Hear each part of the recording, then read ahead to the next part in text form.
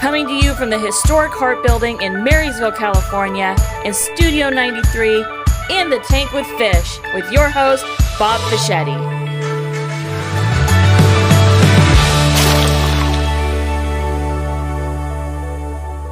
Well, this is Fish and Kelly. One more time, we're in the tank with a great guest coming in this morning. You know, we're kind of excited because we sometimes, honestly, never know who's coming in next. No. You know, it's like I call people. Some people can get time off to do it, others can't, and you know, it ends up being where there is a bit of that. Now, I have noticed that you and I have a little glitch, and that sometimes we can't pronounce their last names. I know. I feel like we need like cue cards, but it needs to be broken down. Yes, phonetically. And even then, let's be honest, I'm not sure we'd get it right. Well, we got an easy one this morning. It's Belza. Okay, well, that's easy. I can do that. And you know Dom, so yeah, this will be fun. Yeah, this will be fun. So I have to tell you, I almost, do tell. Look, okay, so you told me that, you know, all kidding aside. Yeah. I don't know if all kiddings aside or not. So you told me about making the bread, like I said, Cheeto bread, right? Yes. And you said, well, the problem is I'm trying to make really natural, healthy ingredients, and Cheetos are not necessarily even real cheese. We're not sure what it is, right? That's true. But it's cheese flavoring, right? Yes. So I almost this morning, I was thinking about you, and had a box. I was going to hide over here and go, what about Cheez-Its? What Cheez-It bread? Cheez-It bread, I think, would be delicious too, but also a ton of junk. But maybe a step better, maybe a step closer. Well, I've come up with other ideas. I'd like you to run past the boys. Okay. I see what you're doing now. You know that the in is the boys because they are my soft spot. So you just tell the boys your idea. I'm going for the throat. Yeah. You just tell the boys your idea, and then you know I'm in because they're going to beg me until it happens. Well, I don't even like this stuff. Oh, okay. But I thought it would be good. Fruit Loop bread. Oh, my gosh. Now you have just gone crazy. I mean, it's breakfast bread. It's breakfast and bread. Yes. Okay. A kid would eat Fruit Loop bread, and he'd get the good ingredients, and then the little flavor. Just counteracted by the bad ingredients. I don't know how I guess if you don't smother it in sugar, it's a little bit more balanced. Well, I bet in those kind of cereals, Fruit Loops, Cocoa Puffs, all those, I bet the sugar content's extremely high. I'm sure. So you wouldn't have to put. I mean, do you put any sugar in your bread? No. There's no sugar. Well, sourdough. Why would there? Water, flour, salt. That's it. And how does it get sour? And apparently Cheetos. Cheeto bread. So it gets sour because it pulls. It sounds gross, but it's not. It pulls all the bacteria from the air, and then the good bacteria wins out on the bad bacteria, and that's how you get that fermentation and the sour taste. I know. It's lactobacillus, which is You are a bit of a scientist, aren't you? I kind of can nerd out on Are sourdough. You? I really could. It's fascinating. There's so many fascinating things about it. Yeah, I really could nerd out. If you started talking to me about it, I'd be like, well, our hour is up. Kurt's please don't talk about sourdough anymore. We're getting into the chemical composition. Here's this chart I made. I don't think that's it. So listen, I'm excited about having Dom Belza on and I got a chance to talk to him. He's out in the green room waiting to come in. Excellent. And I want to hear about Dom's childhood. Me too. You know what I mean? He's a cowboy. He's a cowboy. See, these are things I don't know. Oh, put boots on him and a hat, and he's done. He's in. And so how do we pull that out of him? So this morning we're going to find out what little Dominique as a boy was like. Yeah, I think it's going to be cool. He's a heavy hitter. I mean, he gets it. He's very intelligent. He watches what's going on. He's concerned not just for our community, but the things even from the outside that affect our community. Yeah. He sits on the city council, right? But I'm going to find out, we are going to find out, how'd you get here, Dom? Yeah. How'd you get here? I love that. Are you ready? I feel like we should have brought a cowboy hat because, how do you get somebody back to their roots more than throwing a hat on them? Throw yours on him. Yeah, right? I know it's not quite the same, but maybe it might work. The reason I wear hats is because I don't want to do my hair. We're not sharing. So on in the tank with Fish Minnow. I want the fashion consultant is Minnow. It's not me. I would be terrible at it. Right? I don't know. I mean, you keep getting your shirts right, I feel like. Yeah. I love these. I have actually.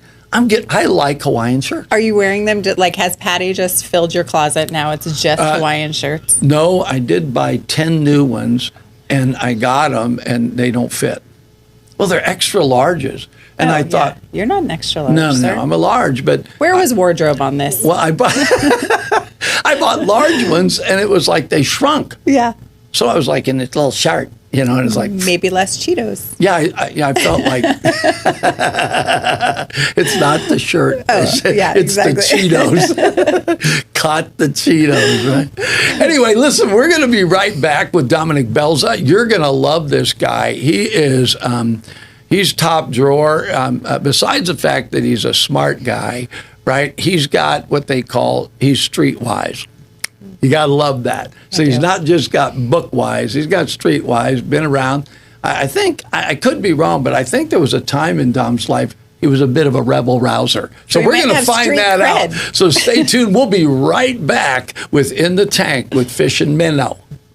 93Q Radio was an opportunity for what's called an LPFM to give the community a voice. The big part of what's happening here is it's us. It's the community of us. The work that Mr. Fischetti has done with us to promote public education has been absolutely groundbreaking.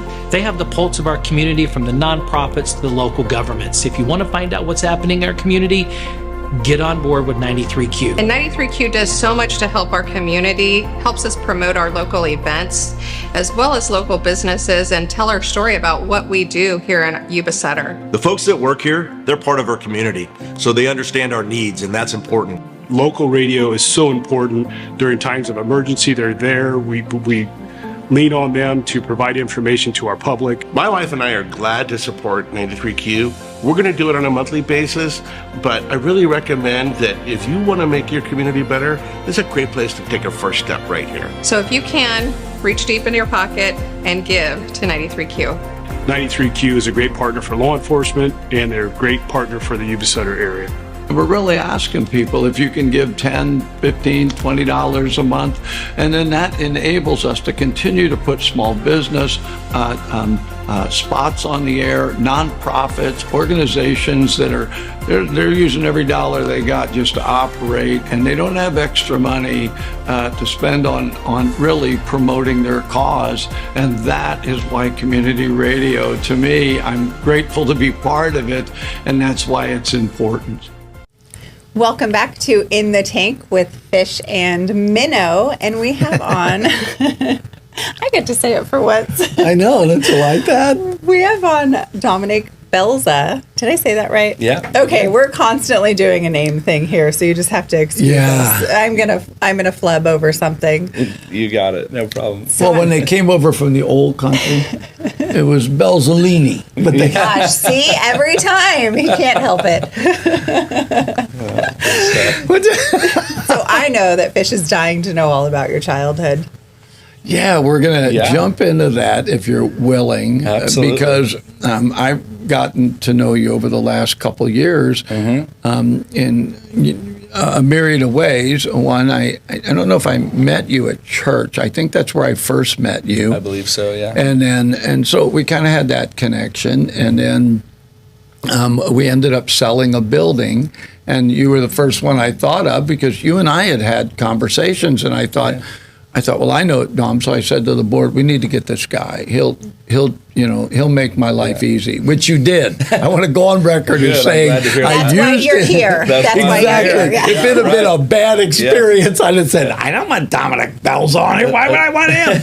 But so anyway, I got you. But over the course of time, I've kind of got to know you, and really, in my opinion, you're very careful in your conversation, right? You're one that you really listens, but you're very passionate. very passionate about some things, and we're going to get to that because All right. we want to find out where that passion got burnt. All right. Did you fall off a horse? What happened? And so, yeah. Quite a few of them, actually. Yeah, I was like, Oh man, this is getting better. and so are you a California boy? Yeah, so, the long and short of it is great-grandfather came to Marysville in 1906. And Belza is actually a Basque name. I know a lot of folks think it's Italian. We were Because close to of being Dominic. paisanos, but Yeah, because of yeah. Dominic. So we've connected. We don't care. We don't. It doesn't matter, right? But so he came and opened up a Basque hotel and restaurant here in Marysville, and when he passed away, he came here with nothing essentially, and like so many immigrants did, and worked hard and worked smart. Had a hotel and restaurant, rental properties, and about 6,000 head of sheep that he ran up in the Sutter Buttes and then throughout the Yuba Sutter region. So anyhow, that was a long time ago. So fast forward a few generations and I showed up. So born and raised here, Yuba and Sutter. What is your communities. dad's name? John. Your dad's name's John. My dad's name. Actually, funny note, all of us in our family, all the guys in our family, except for my uncle, all of our first names are John. So my first name's actually John. So is my brother. Your first name's My John? first name is actually John, What? but I go by Dominic. Yeah. And so is your brother? My brother, his son, my son's name is John. What did your mom do my about having to grandfather, remember all these uncles. middle names? It's like that program, My Other Brother Daryl. My other brother Daryl. Hey, the insurance companies hated us when we were kids because we were all under the same policy. So one of us would go see a doctor and they'd get it all confused on what it was. But in high school, having to use Dad's credit card came in handy, having the same first name. Oh, yeah. He didn't like that. He didn't think that through. But Depends on how you use it. Yeah.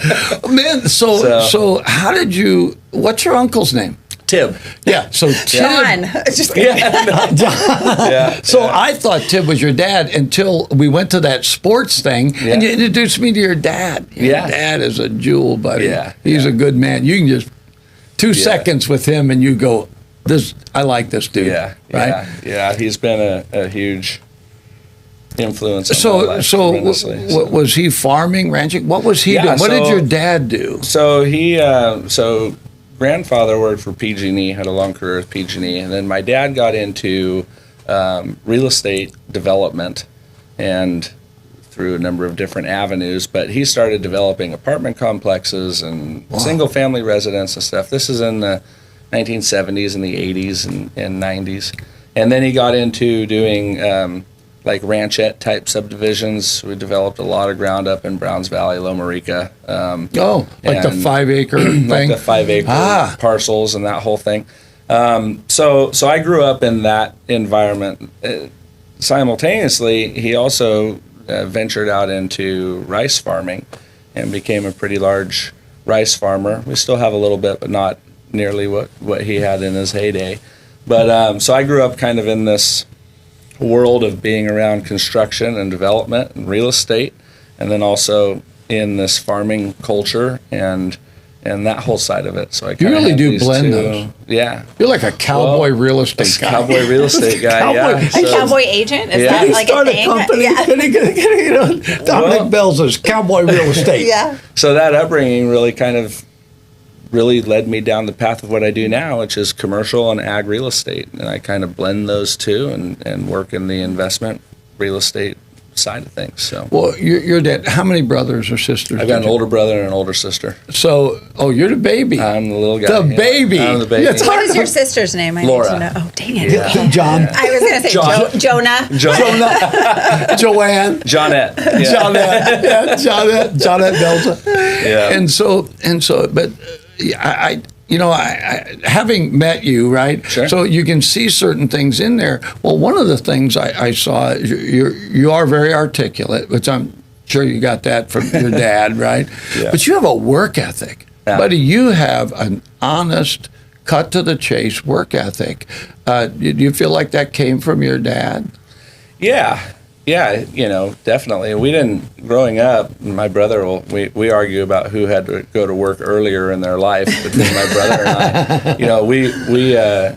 we didn't really get a lot of summer vacations. When school was out, we might have got a week or something, but it wasn't lay around time. We went to work. So, I think I was 13 the first time I got put on as a family employee and went to work with a road crew cutting in a road up in the foothills in a subdivision and worked a 40-hour week. So, yeah, it was, even though we fought tooth and nail against Dad of having to go to work and do that, we all worked. We all got after it and contributed and learned from it. So, yeah.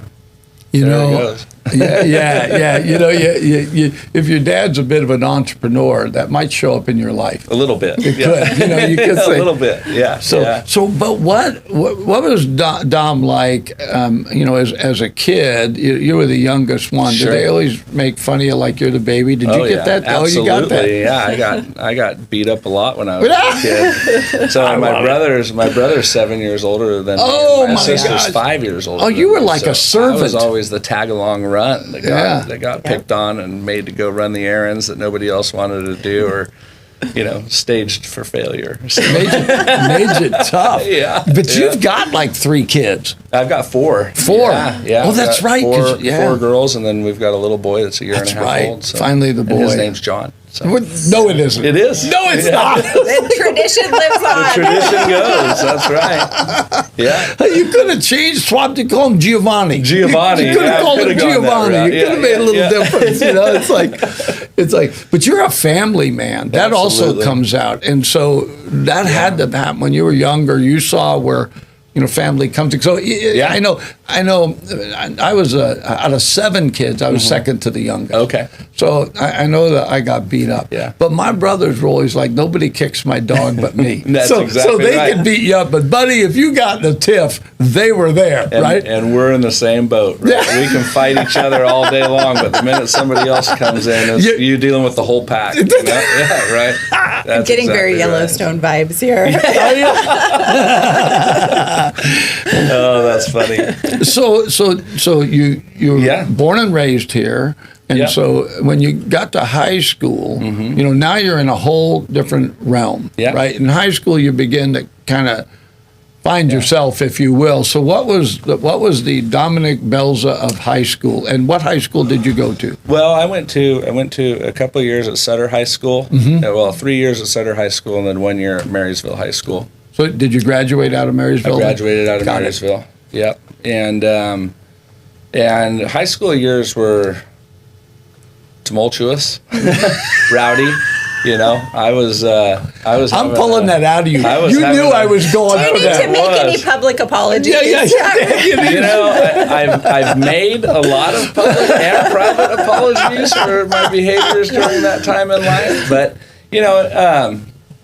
kind of just an interesting journey. I as a young kid, I really fell in love with livestock. I took sheep to fair with 4-H, and then I got out of sheep and got into horses, and I was really into breaking horses and the romance of the whole cowboy dream and all this stuff, and that's what I really loved doing and was really passionate about it. In the meantime, I was out running around raising cane in both counties, So you really were that young cowboy. I was, yeah. And, I could see that. You're tame now. I want to go on record. Yeah. This is his past. School of Hard Knocks, has caused some reserve. I want to know what car you drove in high school. It was a pickup. It could have been I don't know. Yeah, so it could have been a hot rod. No, it wasn't a hot rod. My daily was a little half-ton Chevy S10, 5-speed. AM, FM radio with air conditioner, minimalist. Although with AC, I feel like that's pretty good. Yeah. I have one. Do you want to buy it? Just for nostalgia's sake? No, it'll bring back way too many unwarranted memories. I'll throw a bale of hay in the back. It's part of the deal. Yeah, that would work. A couple of hay hooks, you're good. Yeah. So it during that time you don't make a lot of money as a cowboy, right? No. So, I know PBR, whatever, they've got all their big flash and everything, but the reality is you're broke most of the time. And so, just like any cowboy's dream or you want to own your own ranch one day. And so I thought, well, how am I going to make enough money to be able to buy a ranch one day?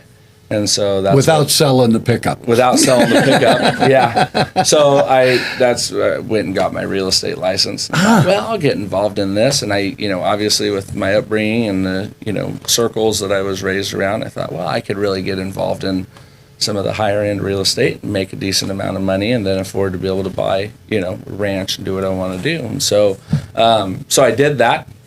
And So just real quick, your uncle was involved in real estate. Yeah, and my dad. So you had your dad and your uncle. Oh, yeah, okay, yeah. okay. And did you uncle do was it- also involved in the farming too. So Did you do it straight out of high school?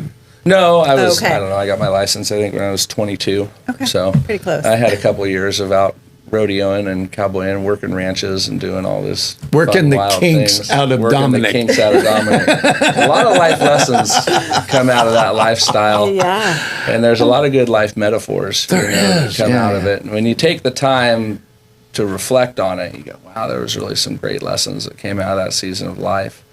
So I got my real estate license and started getting into commercial real estate.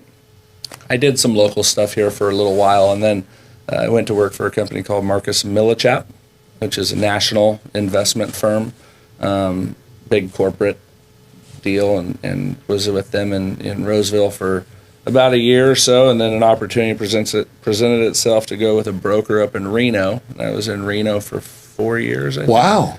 And I did industrial and office properties all over the Reno area for a few years.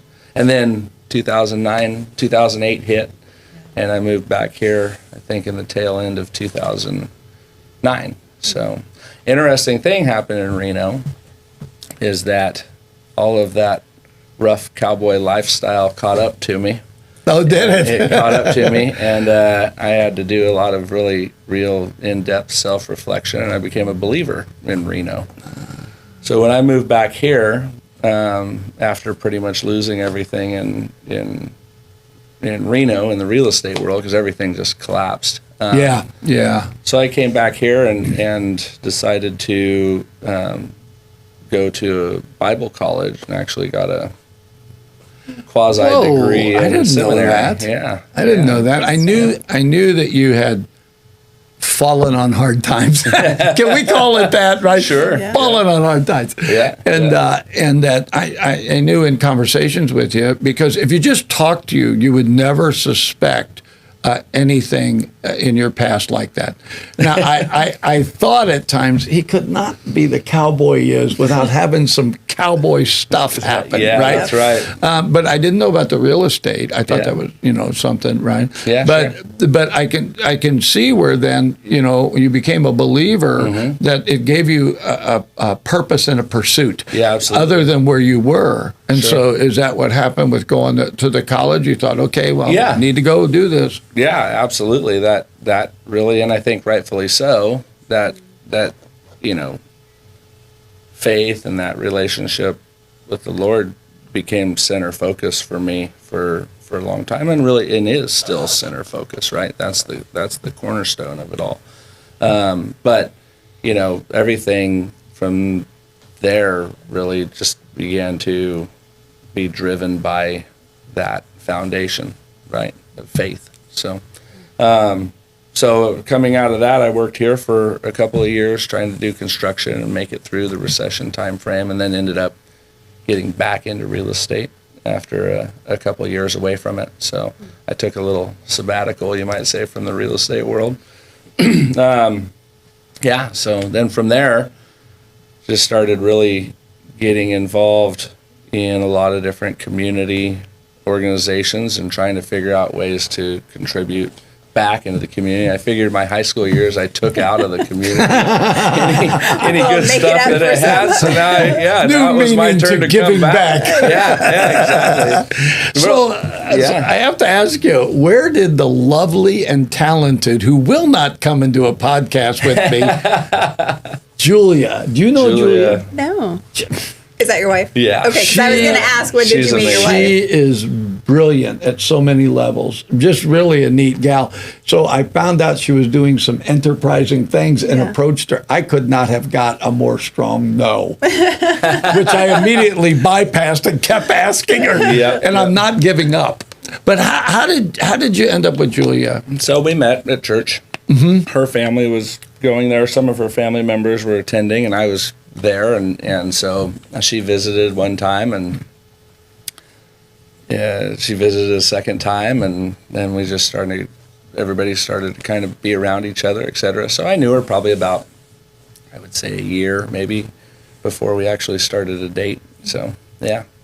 And then once we started dating, it didn't take too long, and we were walking down the aisle, and then not too long after that, the kids started showing up, and then here we are 11 years later. It just showed up. The stork brought them. It was weird, It was like one day they're not here, the next day they're here, So. Close the window, honey. I think another one's coming in. Storks, right. So, but how long have you been married? This year was 10 years. Wow. Yeah. Wow. Yeah. Now, you guys share a lot of the same values. Absolutely. We're a team. We're a team. Everything, and I can see, I've seen the photos of her painting the house. That was awesome. If you haven't seen that, folks, I don't know where it's at. It's on Facebook, but she is going after it. Yeah, absolutely. Right? But you guys, when I say you share a lot of the same values, is her parentage much like yours? Very similar. Did you find that? Yeah. Not necessarily. I mean, her dad had a long career with PG&E and whatnot, so the entrepreneurial type thing was maybe a little different. But I think the values as far as family and unity, that's what I was, and backing each other, and good work ethic, hard work ethic, and honesty and integrity, those are all the same foundation there. So it was a good fit. So almost like somebody knew what they were doing. Right? Yeah, well, it's like I give the Lord credit. He knows what we don't. We end up where we're supposed to be, and we go, yeah. Thank you. Yeah, exactly. Thank you. Right, So, it's like okay. So after you got married, so you were in real estate at that time. No, I was actually still working a construction job at the Air Force Base, but it was shortly after. It was just a matter of 6 months or so that I got back into the real estate gig. So I went through a real estate deal with you. You sold our building, and you're very easy to work with. Unfortunately, I tried to buy a place, and you got slammed on that. It's like, it's not, and you handled it very well. Well, thank you. Because it was totally, the other side of that deal was just odd. Yeah. I don't know another term for it. It was just weird. It didn't make any sense. But what I found out about you through that was navigating the one with me was relatively easy, I think. Of course. We did have one glitch, and you showed up to make sure that glitch didn't happen. So you were on it. It was like you knew. You just showed up at my office, the other person is there, and you go, did you forget I'm handless? I mean, you were like on it, right? And so you're very mindful. And then I know that any questions I had, and I'm assuming it's because of the length of time you've been in real estate. You just like automatically knew the answer. At the same time, you were very careful not to make decisions for me. Yeah. There was no push, no promise, just here it is. What do you want to do? And if I said, well, Dom, I don't know about this. This is what I'd like, up to and including the value of the building and all those kinds of things. And it's like you just knew. And it's my perspective in the real estate world as a representative of a client. Our job is to clearly portray the options and the results of what the options are. It's ultimately your property, it's your asset, it's your decision. Or if you're buying it, you're the one taking out a loan to do it. Where our value comes in to play in a situation like that is like my background, my experience, me seeing so many different transactions happen that I can clearly give you a path forward to say, Bob, if you take option A, this is what will likely happen. If you take option B, this is what will likely happen. The decision's yours. What path do you want to go down? I will navigate either path. You make the decision. Then if you come and ask me, well, Dom, what's the better one? Now you've opened it up for me to give you my opinion, and I'll tell you, I'll go option A, don't go option B, right? But it's ultimately up to to the client. Well, to make I that tell call. people, I go get my hair cut, and the girl will say, "How you want it cut?" I want to look good when I walk out of here. That's right. Your job is to do that. I don't care how you make the sausage. I just want it to taste good. Yeah, and if I walk out and I don't look good, I'm not coming back here, right? Because my wife will go, "Oh, don't get your hair cut there." I said, at the same time, if you want to know how to get to Jesus, I'm going to tell you, I know how to do that. I'll tell you how to do what I know how to do. Right. So I feel that way when I work with people, right? Mm-hmm. And so it's like with you, though, if you're out there and you want to get rid of some real estate, or you want to buy some real estate, plug, right? Yeah, here's a shameless plug for Dom, right? It's shameless because both experiences were really good. I ended up not buying that piece of property, and part of the reason was it wasn't just that it was just some odd things going on, which you got blamed for everything. I love that he actually took the blame for the stuff I did. Sure. Right? I want to make you look good, right? But in the end, you were able to look down the road and say, Bob, if you buy this, these are the things that will happen, right? In terms of monetizing the property, the whole thing. And just like you just knew that stuff. So it made it easy for me when it came time to say, I'm going to do something different, Yeah. And and you're just able to do that. It's just like second nature, right? Yeah. But you didn't stay there. You didn't just stay with real estate. Now you're still doing real estate. Still doing real estate. That's how I feed the 4 kiddos. Oh, okay. Keep the lights on. So, yeah. So if you'd like to buy or sell a piece of property, you can call Dominique Belza at whatever his number is, right? Sure. Do you have a Facebook, or how do people get a hold of you? So I've got my personal Facebook, and then we've got our website. But in our world, it's a lot of networking. I've got all of the MLS programs and LoopNet and all the different stuff, but a lot of it just comes into networking and building client base and building relationships. Oh, I would recommend you when Kelly gets ready to buy the big business for bread. A bakery when I find it ready. A big business for bread. It's called a bakery. He's firing on all cylinders. We're fine. Keep rolling. We're fine. The big building for bread. That actually might be the name of it. The big building for bread. If you get one, you need to call it the big building for bread. It'll just have a small sign that'll say "Named by Fish." There you go. No, but seriously, it's second nature to you now because you've had enough experience in doing that. So then you called me one day. We had lunch. Yeah. And you said, "Hey, Bob, I'm thinking about running for office," and I believe it was for city council. City council, yeah. And you were it was so cool. You were like it's like you weren't looking for an answer.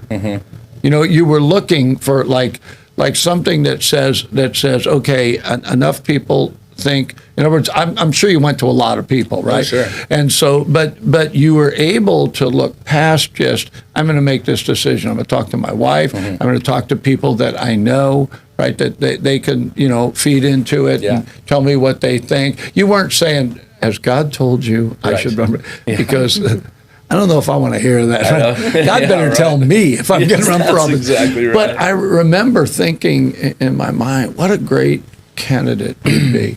Now, I didn't think that, Dom, from the standpoint of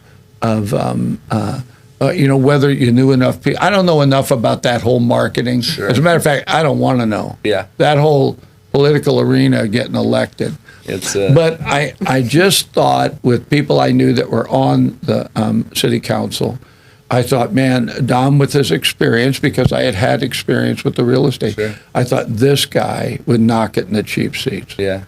And so really that's, what my thought was. And then the next thing I know, you actually ran and won. Yeah, yeah. Well, I appreciate that. Which had nothing to do with me. I didn't stuff the ballot box. I'm not in Marysville. I don't even get that. And you're not in Marysville. Nope. So we had nothing to do with it. Kurt may have done it. Maybe. Well, we need to get you guys in Marysville. I know a good realtor over here. Do you know a good one? That's right. Do you do residential? I do a little bit. Yeah, I do a little bit. You do he dabbles. Yeah, he I dabbles. dabble in the resident. He's really looking for that big building where you bake bread. Yeah, big building, bake bread. That's Say that 10 times. I'm just seeing mass production, 30,000 scuare feet out by Yuba County Airport. You're going to be so big. I couldn't even. Minnow spread. Yeah, minnow spread. Minnow spread. The minnow bread. Nobody's buying fish bread. Yeah, no, we had this. Not even for no bait. fish bread. No. Yeah. Dough balls. I mean, it's like No. Hey, not happening. there is a Bible thing here though. Fishes and loaves. Yeah, Boom. it's true. There you go. I feel better about our friendship. Oh, good. That's all it took. That's great. So now when did you actually get elected? How long ago was that? So I was elected in 2020. Okay. So Wow. this is the end of my first term for So- city council. So before that, I spent I don't know what it was, 2.5 years on the planning commission for the city of So you had a Marysville, too. chance to see. So I was involved, and so it was kind of funny. The first year that I came on the planning commission, I guess calendar-wise, I was on there for 3 years, but the first year we only had 2 planning commissions the whole year. And it was like, what are we really even doing here, And some of the staff that was in Marysville at that time, there was just some issues as far as the meetings and when we would have meetings or not have meetings, et cetera. So then on my second year going in, they said, well, we've got to restructure. Every year they restructure the panel for the planning commission, so the chair and vice chair and how that whole structure goes. So somebody says, well, I'll nominate Dom to be the chair. And I go, yeah, okay, fine, I'll chair it. I've been through a couple meetings. It's not going to be that big of a deal. Why not? Yeah, right. You're just like, you always have to eat those words. We went into a minimum of 1 meeting a month, sometimes multiple meetings per month. We were doing the whole design on the 5th Street corridor coming off the bridge. I'm running the meetings, and I've got 100 people showing up, and everybody's voicing their opinions and doing this. You have to learn how to lead very quickly in a scenario like you that. got thrown in. I got thrown right in the deep end, and I'm trial by like fire. sitting there scratching my head, going, "Wait a minute." This is not what this was last year. Last year was a cakewalk, and this is not the cakewalk, And so, anyways, which a lot has to do with how Marysville is changing. Mm-hmm. It wasn't just the bridge. This city has been heading in that direction for a long time. Yeah. It's just the wheels were turning slow. So Absolutely. that's really, really something that people can take note of. Okay, so the planning commission had 2 meetings in a year. Yes. And within 1 year. Yeah, we were loaded with a tremendous amount of items and stuff, So, and you still ran for office after going through this. Didn't scare you off.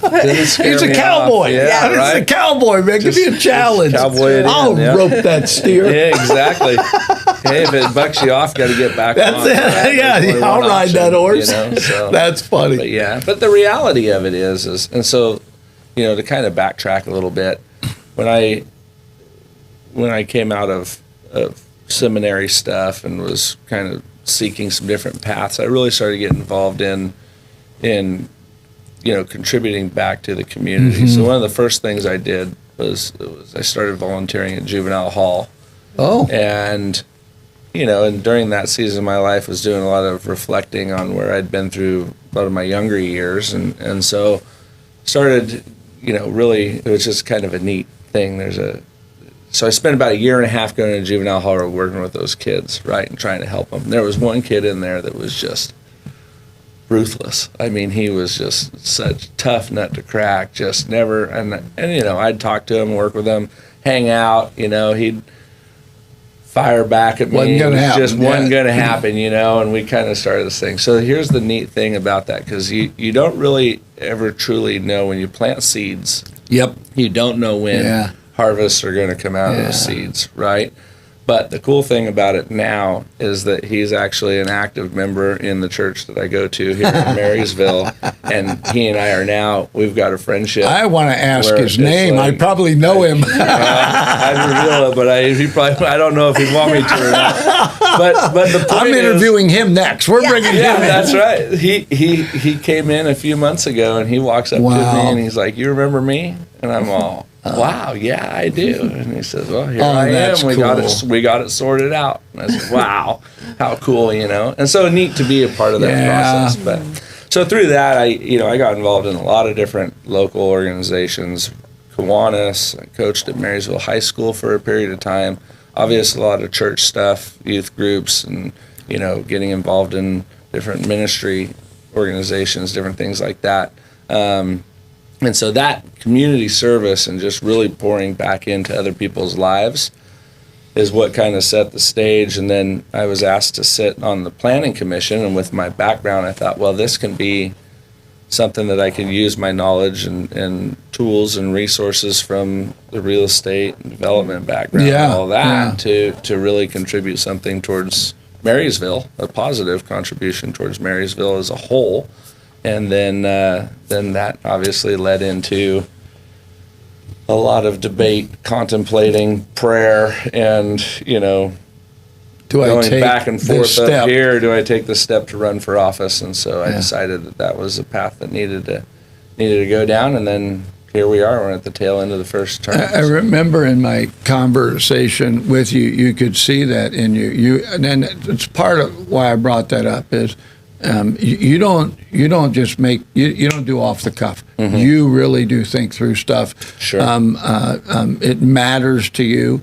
I'm going to commit to this. I had the sense that if you committed to the city council, that if you got elected, you were going to put your all in it. Mm-hmm. And that's why it meant a lot to me. Because I love Marysville. I'm here. I may not live here, but man, I work here every day. Sure. And it was important to me. I was glad I had a personal conversation with you. I did have with some others, but I could see that the change, the people that were coming on, man, they needed to be committed thick or thin. They needed to know there's issues that'll have to be dealt with. Yeah. And I didn't. For whatever reasons, I didn't remember that you had done the planning commission. Mm-hmm. So you already had an insight. So I could see where that would be. But I knew if you made a decision, you were going to stick it out. Yeah. You weren't going to go 2 years and go, this is too much for me. Yeah.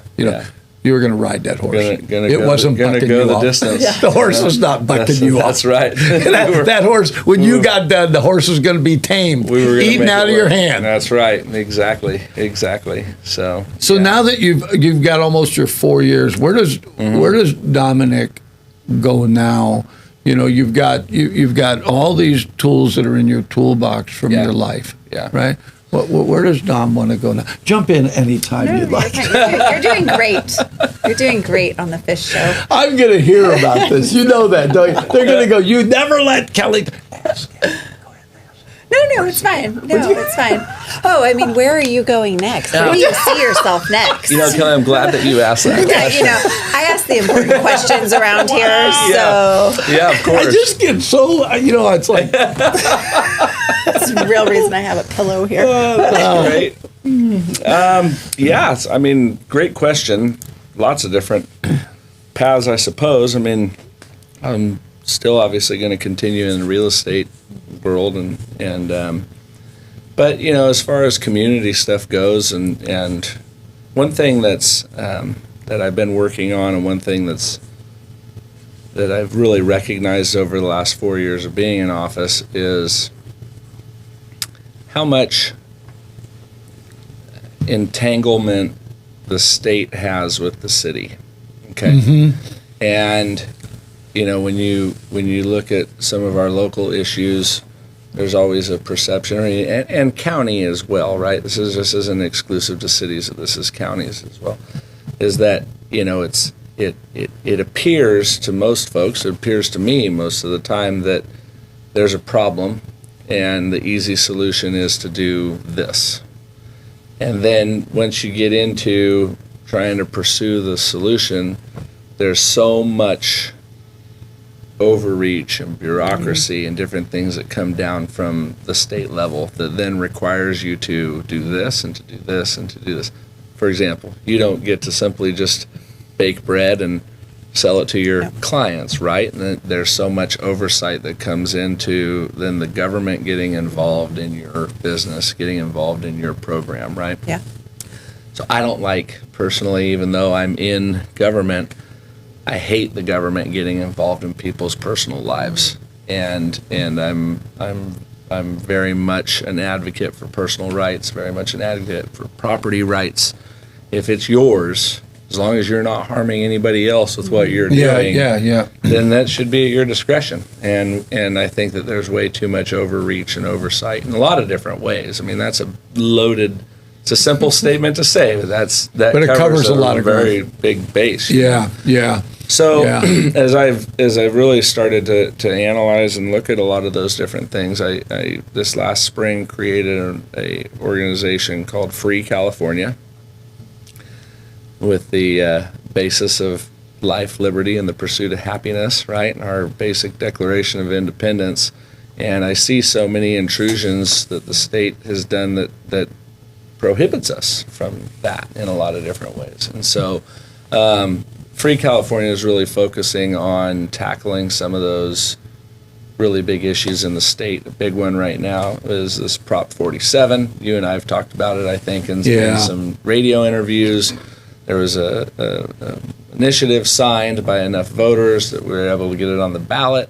There was some funny stuff going on in Sacramento as they were trying to prevent it, but it will be on the ballot as Prop 36. And that's vote yes on Prop 36. But it allows we the people to make the changes to some of the failed policy that was in Prop 47. So, which will be a good thing. It'll help the state actually become safer. It'll help combat against the fentanyl issue, a lot of different retail theft. It'll make stricter penalties on retail theft. There's a lot of detail in that. I don't want to get too far into the weeds. But, right. But that's just one issue. Another one that came through recently was AB 1955, which is school districts being prevented from sharing with parents the gender conversations that are happening between their children and teachers, right? And it takes the parent and cuts it out of that conversation. Well, I got 4 kids. My kids are going through life. They're learning. They have questions. They don't know what it is that they're wanting or not wanting, right? And so I need to be at the table at that conversation. In fact, it's actually kind of a reverse role. I don't necessarily believe the school should be at the table for that conversation. That should be my conversation with my children at home. It continues. So this is the type of overreach that I'm looking at. So that's Free California, and the another side of that is, and part of the big issue that we have in California, and a lot of the problems that we've dealt with, is that we've had such a majority of one party running the state, and for a long time, for a very long time. In the last several years, it's become a super majority, right? Well, that's not balanced government, right? And I really believe in balanced government. We should hear all opinions, we should hear all perspectives and all paths and whatnot, but representative-wise, it should really be a balance. And we haven't been balanced for a long time. So Free California is also focused on helping to try to balance that out in Sacramento. Looking at like an overview of your life, you experience life, and as a young man, what you thought was to the fullest was the good, the bad, and the ugly, maybe. was a good thing, but I wasn't sure I was going to make it to 30 for a couple of years there, so the way things were going. But you're coming to the Lord and going to Bible school and then going to church. But you're not really a church goer, you're a God goer. Mm-hmm. And so you've allowed God to move you so that it wasn't like you became a pastor because you didn't feel that was a direction. Sure. If you'd have felt that was a direction, you'd have done it. It moved that way. Right? Yeah. But you felt like God wanted you to give back to the community. I think that is such a key that you can see. It's like, well, okay, Dom, understand if you let God move you into government, mm-hmm. He can keep moving you because He can trust you, mm-hmm. right? That the values and that are in your heart, that you care about people. You look at the government. You're not anti-government, mm-hmm. but you're anti-imbalance, right? So those qualities that are in you, if you're not careful, we'll be voting for you for president. No, you know what I mean. So. But you know what I mean. When you see it, you can't unsee it. Sure. And the minute that happens, now you got an accountability to it. So I'm not shocked that you would start Free California. I'm one that as well believes that the government overreach. I keep saying, how come our supervisors, how come our superintendents of a county, right? How come they don't have more control over what?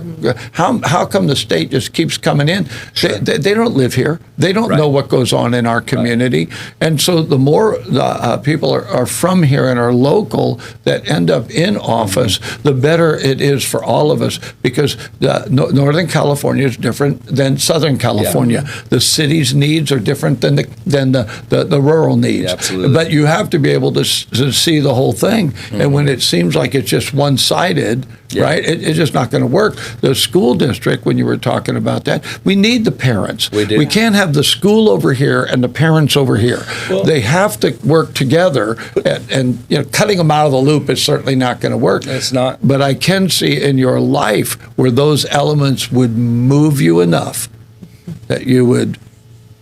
Yeah, it's like a one size fits all. That's the perspective that comes out of Sacramento. The reality is that one size doesn't fit all. And when you look at why, so when you look at why these different entities exist, our original model in the United States, but here in California, was from the bottom up, right? It came from us, the people, we the people, and it worked up from there. And there's been a shift over the last 100 years, I would probably say, where now it goes from big government down. There's a reason that you have a school board, and there's a reason that you have 7 elected school board members. That was because that local community wanted people from its community to represent that school and to oversee what the curriculum was going to be, to oversee the budget. So that way we had local control, right? We had local governing over our own school district. But what's morphed over the last 50, 75 years is that now we have a state Department of Education. Well, we have a federal one. And a federal one. That happened in that reaches down 70s. And says, this is the curriculum you're going to do. This is how the playground's going to have to be. This is what you're going to do with your money. This is how you're going to handle staffing, et cetera, et cetera. And by the way, if you don't, then we're going to turn off the money faucet, and there's no money coming down the line, right? Well, I believe in that. Yeah. I believe in that local control. There's a reason why you have a city council. There's a reason why you have a board of supervisors, a school board, and you have local people representing local issues, dealing with local. We need more local control. It comes right back down to our tax dollars too. We need those local tax dollars to stay local and not just go up to the state level. There was a recent, Marysville had it over the 1% tax, and Yuba City, Sutter County had it, right? And one of the things I was really grateful for in both the cases, not that I'm for taxes, I feel like we are one tea bag away 100% from, things getting rough, but and the little tea bags too, right? Not even the big one. 250 years was half a big of a tea bag. These are the little ones, yeah, right. And but I was grateful to hear that that 1% was staying local, and it's sad that we've got to do that to meet the need, of what we need. But if it keeps going out of here and then they dole a little bit back, that won't work. Yeah. We could have an entire political discussion. 100%. Yeah. But I just wanted people to meet you, and that's what I do this for. Yeah. So it's not just Dom, the real estate guy, Dom, the currently city council, but I wanted people to know that you had pursued this Free California as well. Yeah. Because you really do care about the community, and whatever it takes to move forward with that, you're willing. Yeah. You're willing. You've been willing over and over again. I wanted them to recognize, you grew up here, you care about this county. Absolutely. You got family here, right? That you met your incredibly intelligent bride here that is going to come on this program. He's really working this. He's really working this. I'm going to send Kelly to go sicker Kelly. And that, you've got kids, you've got a real life, you're a real guy that really cares about this area. And so I say Dominic for governor. I'm just, You heard it here first. Yeah. you heard it here first. Has he got your vote? He's got that's Obviously. two. Obviously. Yeah, that's Two. two. Well, Probably hey, talk Kurt into can't it. say no. That's Yeah. three. That's three. All Yeah, right. yeah, Well, at you're least in. we've got to start then, There I you go. suppose. Yeah. Yeah. So. Man, anyway, so because of that, thanks for coming in. I hope Absolutely. that people see a different side of you other than just he was at an event. He's one of our city council. Sure. Or even sees you at church and just says, hey, oh, that's Dominic, Yeah, right? yeah. And it's like, and I would petition people to consider that you have stepped forward to support you in prayer, to get behind you and recognize, when God moves on you. I mean, I never thought I'm in way over my head with this stuff,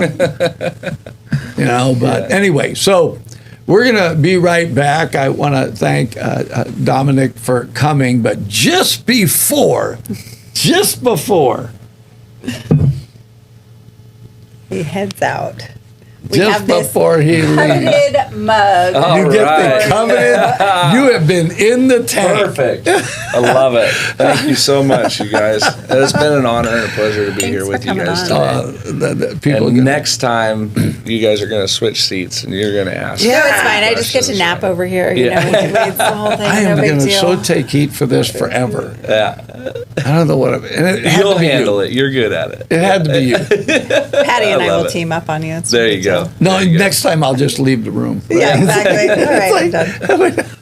Well, this So has been dramatic. fun. Well, I know. Poor me. Yeah, here Feel we sorry go. for me. Here we go. Listen, we're going to be right back. We want to thank Dominique Belza for coming on.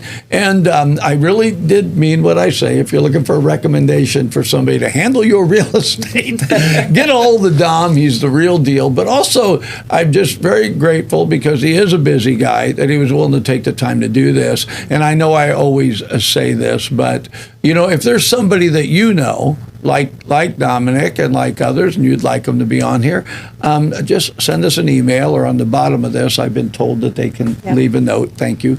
And then next time, if you want to leave a note that said, please let Kelly talk, we'll work on that. We'll be right back. 93Q Radio was an opportunity for what's called an LPFM to give the community a voice. The big part of what's happening here is it's us. It's the community of us. The work that Mr. Fischetti has done with us to promote public education has been absolutely groundbreaking. They have the pulse of our community from the nonprofits to the local governments. If you want to find out what's happening in our community, get on board with 93Q. And 93Q does so much to help our community, helps us promote our local events, as well as local businesses, and tell our story about what we do here in Yuba Sutter. The folks that work here, they're part of our community, so they understand our needs, and that's important. Local radio is so important during times of emergency. They're there. We lean on them to provide information to our public. My wife and I are glad to support 93Q. We're going to do it on a monthly basis, but I really recommend that if you want to make your community better, this is a great place to take a first step right here. So if you can, reach deep into your pocket and give to 93Q. 93Q is a great partner for law enforcement, and they're a great partner for the Yuba Sutter area. We're really asking people if you can give $10, $15, $20 a month, and then that enables us to continue to put small business spots on the air, nonprofits, organizations that are they're using every dollar they got just to operate, and they don't have extra money to spend on really promoting their cause. And that is why community radio, to me, I'm grateful to be part of it, and that's why it's important. Right. Well, we're back. Kelly and I have a lot of fun doing this. Dom Belza was just he's a prize, buddy. He's really, I hope people kind of see that, that he thinks way beyond himself. Well, and he's really genuine. Yeah. Like I've gotten to interact with him at, events and smaller things, but you can feel how genuine he is. And now I really want to meet his wife, because now if we can get her on, you'll love Julia. Yeah. She is very creative, and She's entrepreneurial. Yeah. Yeah, just a great gal. I love it. And so, yeah. I loved that they're all named John. John didn't know that. It's like, hey, I thought he was kidding at first, and then he was like, no, we all are. And that his son is now John. Yeah. Yeah, it does remind me of that TV show, and I forget what it was, but it's the one where he said, Newhart. That's right, it's Newhart. And it was like, this is my brother Daryl, this is my other brher Daryl. Yeah. Right? And it's like, this is my name is John, this is my brother John, this is my dad John. My dad John, this is my, my grandpa John. My grandpa John. I was a little bummed that his uncle wasn't named John, but you know. Yeah, how did he get Tim? That was just it. Yeah. Just a great guy. I had wanted to get him on, and you and I are always looking for who's next to come in the tank, right? Yeah. And I we're kind of picky. Yeah. I feel like it well, can't it's just really be anyone. funny. Some people are like, "Well, how come you haven't asked me to get in the tank?" Yeah. And it's like, well, I'm trying to really know who will do well in here in terms of being able to be real. Yeah. Which I think most people are, because we're not going to let them not be real. But I also think it's a matter of what is stirring. I feel like there's a stirring. It was great to have someone like Tim Sachinsky. I said it. It was great to have Tim in because, Tim's a local business guy, and then he's involved with, the Davis out there with you. And so that was really great because of the business end, and we've had that. And then have Stephanie, who, totally different place, but now working with a school district, with the schools connecting with the community. I mean, good stuff, good stuff. So I kind of look for stuff like that.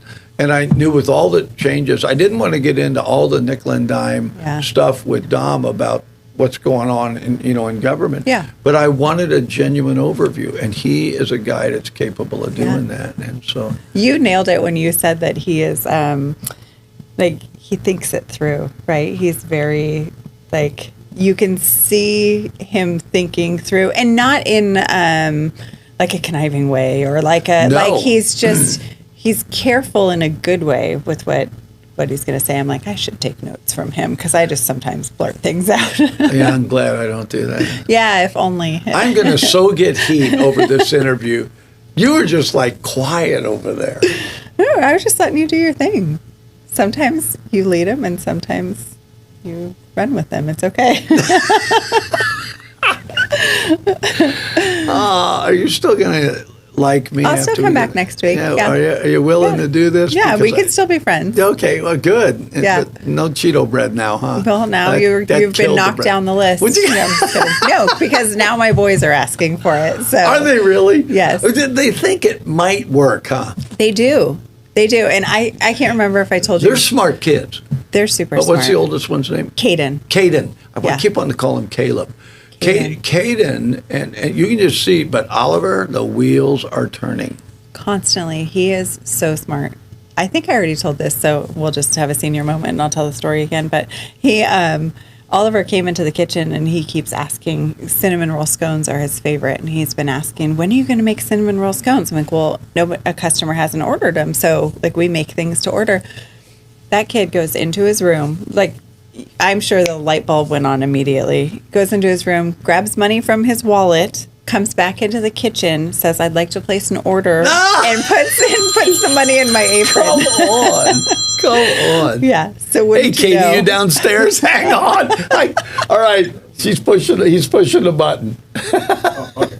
Thanks, Katie.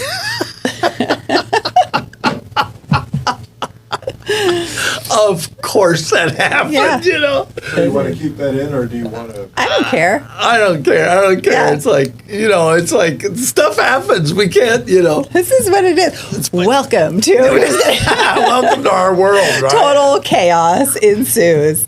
So did he get his cinnamon rolls? Yes. So no joke. I then wrote him down on our order book, was like, okay, your order's in 7 days. He's like, okay, thank you, ma'am. And so, he got his scones this last weekend. What grade is he in? He's going into 7th. So he's 12. Right, but he is sharp as a tack. Yeah. He's the one that I have such a hard time parenting because he's charming. Like that's the other thing. You can see that in him. He's going to work it. He really is. Yeah, We were at the last golf tournament we were at for his older brother. You know, he's like, cart buddies, like all day, you know, Mom, we're cart buddies. I'm like, yes, we are. You know, like, hey, cart buddy, can we get a Twix at the stop? You know, he's just like, you know, he really is. But he's too smart for his own britches. Yeah, he'll get past that. Yeah. You know. As long as he doesn't have rough ears like Dom, although I feel like we all do.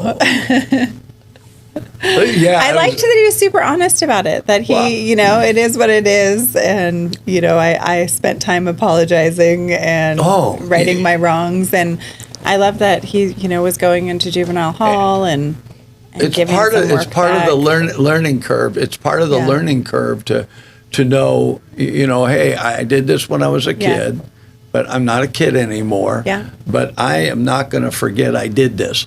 Yeah. No. I mean, I had learn some years. from this, Yeah. Right? This is a steep learning curve, but I'm going to learn from it. Yeah. But he's just a great guy. Just a great guy all the way around. Yeah. A great story of change. Yeah. I liked how he, you know, talked about when he was at the bottom, right, kind of thing. He came to the Lord. Well, he didn't lose the values. And that's why I said, you know, it's not that he doesn't go to church, but he goes beyond that. Yeah. So he's giving back. And that was his thing. So I've received, but now I'm going to give back. Yeah. And I think that when I had met Dom and he had talked about public service, you know, sometimes that term public servant has been watered down. Yeah. But to him, it's not. You know, he truly. You can see it. Yeah, he's going to do it, right? So Yeah. I'm like, you know, why don't you run for governor, right? You know, it's like you can't talk him into that. But Not yet. Yeah. Maybe next time we have him on. Maybe we have to talk his wife into it, and that's so how we talk. I just want you to know, we're going to do our next video. I'm going to do this. Okay, I will believe that You when believe- I see it. That'll last like 10 seconds. You won't have sewn your mouth shut at all. Well, listen, we want to thank you for watching. This has been a blast. Great guest with Dominique Belza, just a great man, one that cares about the rest of us, serves the community. And again, if you have somebody that you think, man, they ought to let Kelly talk to the next one, right? It's like, whatever comments you put, we're going to take them. So anyway, thanks for watching Fish and Minnow in the Tank.